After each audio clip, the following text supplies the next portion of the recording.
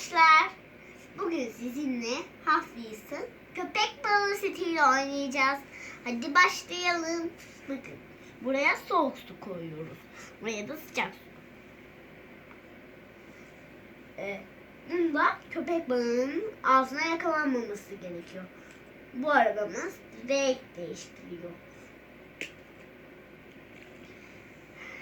Eğer böyle gelirse soğuk suya girdiğinde yeşil ve mor oluyor. Sıcak suya girdiğinde sarı oluyor. Neyse, hadi oyuna başlayalım.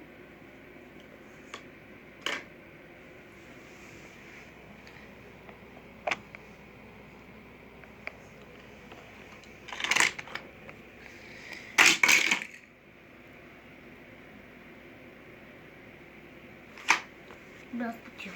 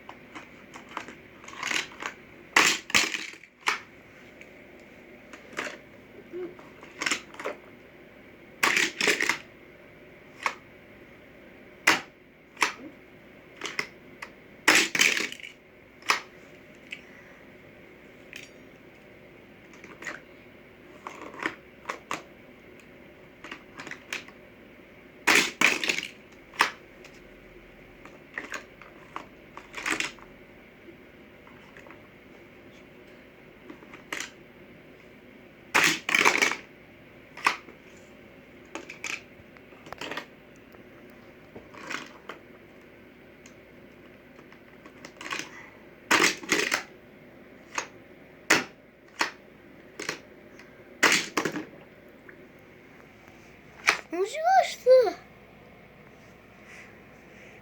Hani biraz daha soğuk su ihtiyacım var. Arkadaşlar, annem sıcak suyu ve soğuk suyu yine ekledi. Hadi tekrar başlayalım.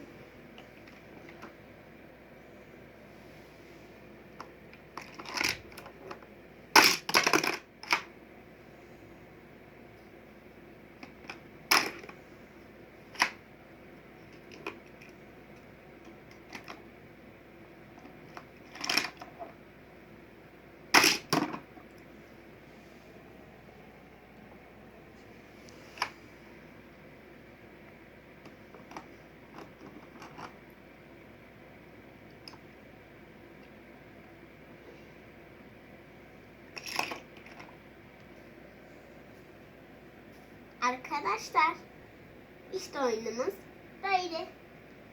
Siz de oyunumuzu beğendiyseniz beğen tuşuna basın. Görüşürüz.